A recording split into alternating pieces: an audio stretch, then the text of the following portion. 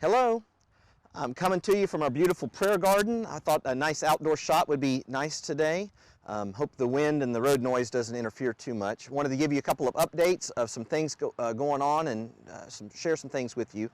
First of all, like when we began this quarantine and virus situation, we were monitoring what was going on to try to decide when to close in-person worship services and try to keep you updated on that. We're now monitoring the situation as to when to open up. We don't have a date set yet, but the elders and I have been discussing the possibility or when that might happen, what needs to take place before that happens, any changes. We will keep you informed, but just wanted to let you know we don't intend this to last forever, and we're looking forward to telling you when we are going to be back together, either partially or completely.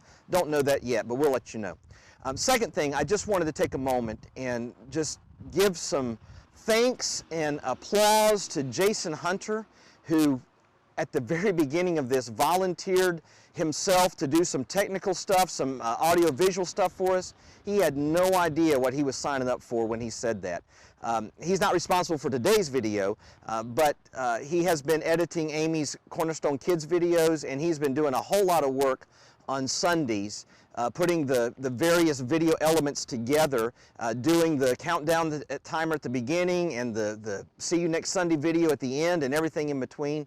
And I want to say thank you to him, and I want to give you that opportunity to make sure you tell him what a great job he's doing. He didn't do it for the applause and the accolades, I know, but he does deserve a lot of credit.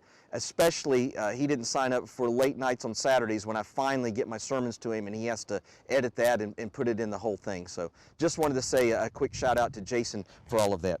And then the third thing I wanted to share with you are our plans for this Sunday and the new series that I'm starting, that we're all going to be starting. And before I tell you, I know what your reaction is going to be, because it's what everybody's reaction is going to be. Okay, so just brace yourself.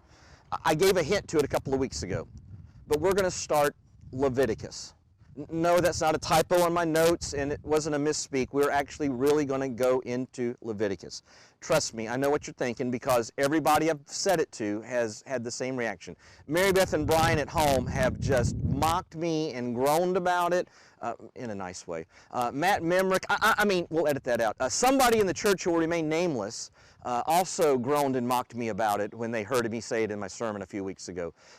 So I know that. And just last week I was talking to Shannon, my preacher friend from Reedsville Christian Church, and he asked me, he said, hey, what are you going to start preaching after Easter? What's your new series going to be? And I said, I'm going to do my Leviticus series. And he's like, seriously? And I said, yeah. And he said, are you trying to put them to sleep? Really? And I'm like, come on, Shannon. He said, no, man.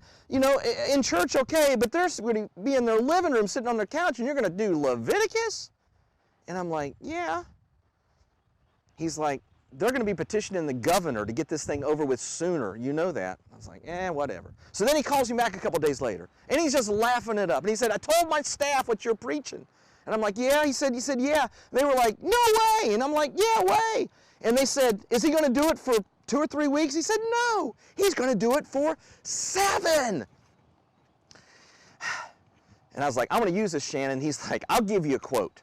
He said, Lazy Boys and Leviticus are not a good combination. I was like, come on, Shannon. Anyway, he was just teasing me for the fun of it. I know it's a challenge. It's a challenge even under normal circumstances in a church setting. It's even going to be more so of a challenge when you're at home in your living rooms. However, and I don't want to give away everything in this series, but we are not going to go verse by verse. I'm going to do this, or even chapter by chapter. I'm going to do this thematically. And there's some really good things in Leviticus. In fact, what put me on this was back when we were studying Matthew, and there's a great place where Jesus quotes from Leviticus that I had no idea that's where he was quoting from. And when I got into it, I said, I need to share this. I know I'm a Bible geek, and I get excited about all things Bible. And I'm really excited about sharing with you some of the things that are in Leviticus. but anytime I get to share with you the Word of God, I'm excited.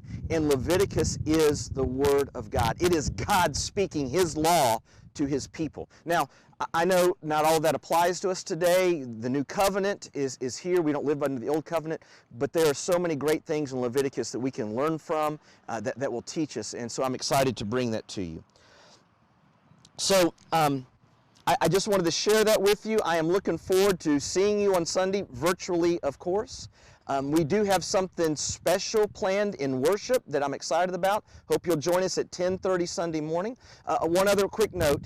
Normally, when I'm preaching, our kids are in the next building doing their Cornerstone Kids lessons.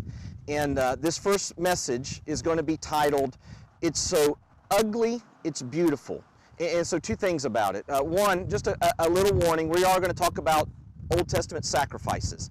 And if you think that might be too sensitive for your children, I just wanted to give you a little bit of a heads up about that. But secondly, I would love for you to send in a picture of something that is so ugly it's cute. You know, like a puppy, a pug puppy that are, you know, all shriveled up and everything. That would be something that's so ugly it's cute. But if you got something like that you can share with me before Saturday, I would love to see that. Until Sunday, look forward to seeing you. Have a great day.